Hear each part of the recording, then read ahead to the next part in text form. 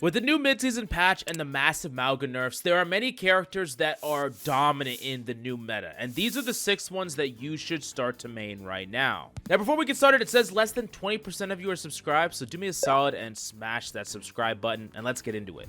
Now, the first character I do want to talk about is Illari, which, of course, is probably disabled, depending on when you see this. She was disabled at the beginning of the season, and she might not be disabled now, but there are several reasons to play her because of her new big buffs.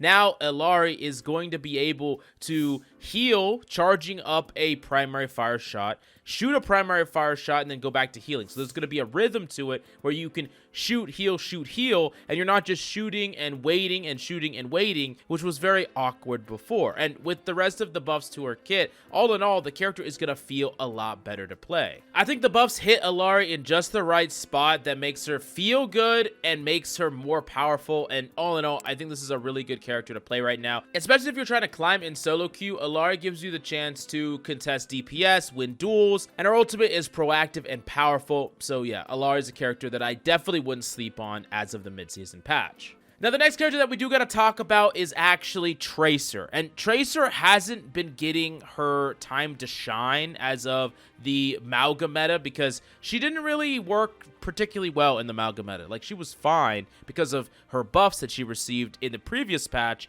but because of Mauga being super strong and just having supports that could enable him was really good, most of the time Tracer didn't really get the easy value that she could. There was not that much dive, and a lot of dive characters were being countered. So with Tracer and, spoiler alert, Winston, which is the next pick we're going to talk about in a second, these characters get to feel the buffs that they got. Like, before they got the buffs, but Mauga just kind of took over everything, so you didn't really get to feel them as much, especially Winston, where he gets hard countered by Mauga.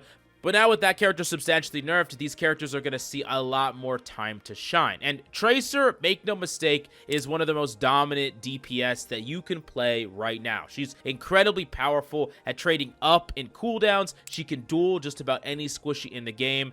But the number one tip that I would give you to start to learn Tracer, especially if you're going to pick her up to main, is you need to think about your abilities as something that you are building towards. And then your recall is to keep you safe once you cash in. So as an example of a bad Tracer play that I see is someone will poke a little bit at a squishy, blink to the left, poke a little bit, blink backwards, poke a little bit, and then maybe they'll recall at some point when they're low, right? But instead, I want you to use every blink on a specific target to get you closer to actually winning the duel. So if you're fighting an Ana, you're doing substantial chunks of damage. You're blinking. You're doing substantial chunks of damage. You're blinking to dodge cooldowns and take another angle on the Ana. And you're basically using all 3 blinks to keep yourself alive, but also trade for damage so that when you melee recall and get out of the fight, you've basically compounded the value of every blink and the recall in order to get a definitive kill. And then you can play slow, play passive until your cooldowns come back, then you can go in for something else.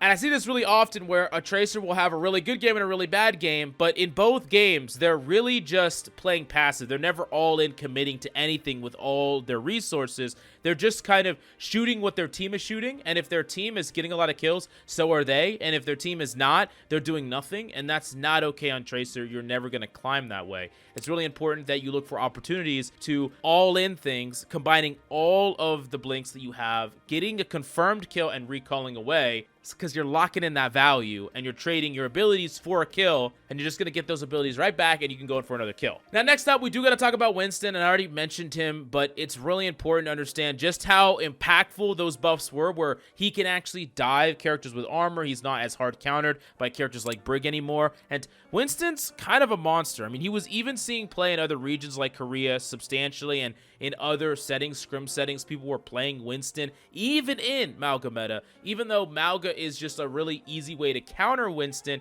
at the skill floor, as you get better with Winston, you can kind of play him into just about anything, especially with the right follow-up. But with Mauga weakened, and Hog also slightly weakened, Winston gets to shine in a way that he hasn't been able to shine for a while. And when you combine that with Tracer being really strong, all of a sudden the combo of Winston Tracer is just really good and a really solid backbone of a lot of compositions.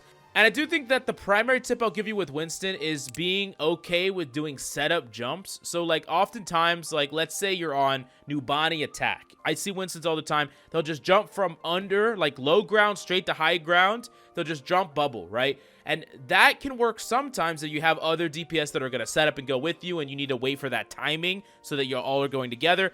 But most of the time, it's not really going to work the way you want to because you're going to get booped off or you're going to get focused down and you're just going to die, right? But if you do a setup jump where you jump up to the top right perch first, or maybe you walk all the way up to the left and get yourself in a better position so that when you're engaging, you're either not needing to use your jump to engage so that you get to jump again or even jump away if you need to, or you're making it so that your jump isn't coming from the low ground in a way that's easier to counter, then you're less likely to get your dive shut down. And another important thing about Winston is there's some compositions where your goal primarily to start with is to just build ult charge. Like you're not going for these all-in jumps that are either I wipe the enemy team or I die trying. You're trying to build up to your primal so you can commit to a far more proactive dive that's disruptive, that still dives like fundamentally correct, but also doesn't have you dying instantly. But I do feel like a lot of Winstons, especially people that are just relatively new to Winston, haven't really mastered his kit. They will just do all-in committing dives all the time, and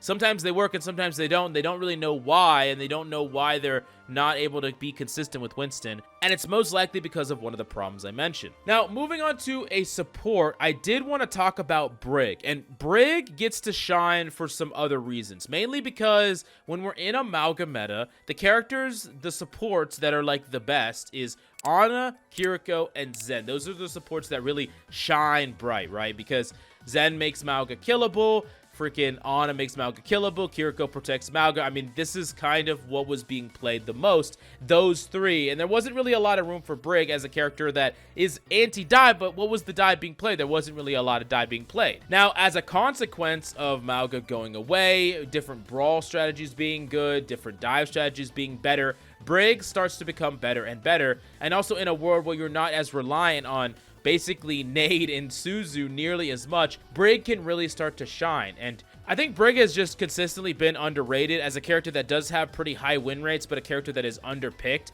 Super strong to create a backline that is basically impenetrable. Like the Ana Brig duo support combo, I think is among one of the best combos you can play in ranked. I mean, an Ana that just doesn't have to fear death because the Brig is protecting her and she gets to be really proactive with her abilities. Super strong and really powerful still. In addition to that, just the Inspire, constantly healing up your team, is just really great. I think a lot of players underestimate the radius of the freaking Inspire heal. It's massive. Like, it's literally giant. And on top of that, Brig's ultimate, I think, is underrated in how it wins a lot of fights because it gets people overextending into you. They think they can kill you or someone else, and then you literally flip the script on them. So it has a power to turn a fight that you're losing or you will lose without it, and you turn that fight into just like a surefire win. Super strong. There's a lot of ultimates that aren't good when you're behind, and Brig ult is definitely an ult that is good when you're behind. So yeah, overall, really great character to play, even better as of the half season. So yeah, definitely suggest Brig. Now moving on to number 2, this one needs really not that much of an explanation, but I'm going to explain away anyways. It's Sojourn. Sojourn got a buff as of the half season patch, which is crazy considering she was already the best DPS in the game. Now she's just that much stronger and that much easier to play. You get to walk into fights with a bit more charge. It's easier for you to get charge. You're better in duels. And overall, I do think that Sojourn is the DPS that you want to learn. If you really want to play a DPS that is objectively the strongest when you master her, scales really well with your personal skill, Sojourn's the character for you. And I understand Sojourn is getting buffed mainly because she doesn't have a high win rate in the lower ranks of play. And this is because a lot of Sojourn spikes in value come from rail headshots. That's as simple as it is. If you get consistent rail headshots, you're hard carrying and hard stomping. If you can't, you're not doing as much as you could be doing on some other characters. But what I will tell you is that Sojourn is incredibly hard to duel and push, right? She has great movement that is vertical movement and horizontal movement. She has peak denial, so like just using your vortex to deny an angle from a DPS, super strong, preventing them from throwing their cooldowns, preventing them from shooting your team, super good. And that's just flat ability value. And then if you can practice, put in time and effort into practicing the rail, put in time and effort practicing mechanical skill. One of the tips I'll give you is that oftentimes when you are trying to fire that rail, it's okay to make your movement really static. Sometimes if no one's looking at you and you can, like there's no one that's threatening you, you can literally stand still and try to hit that rail. Like, focus on trying to hit those rails as much as possible. Improve your mechanical skill and practice in, custom game modes like VAXTA, VAXTA. Practicing your mechanical skill, getting better at those rails, because the character has everything you need in order to carry a game. Super reliable and consistent. Every single one of you watching this video has at one point got completely dominated by a Sojourn. Like, literally curb stomped by a Sojourn. 30-2, Sojourn just popping the hell off. And there might be an easier path on some other characters, but I promise you, if you get good enough on Sojourn, you can carry. Doesn't matter what elo you're in, doesn't matter how bad your teammates are. If you want to hard carry games, then Sojourn is the DPS you should learn.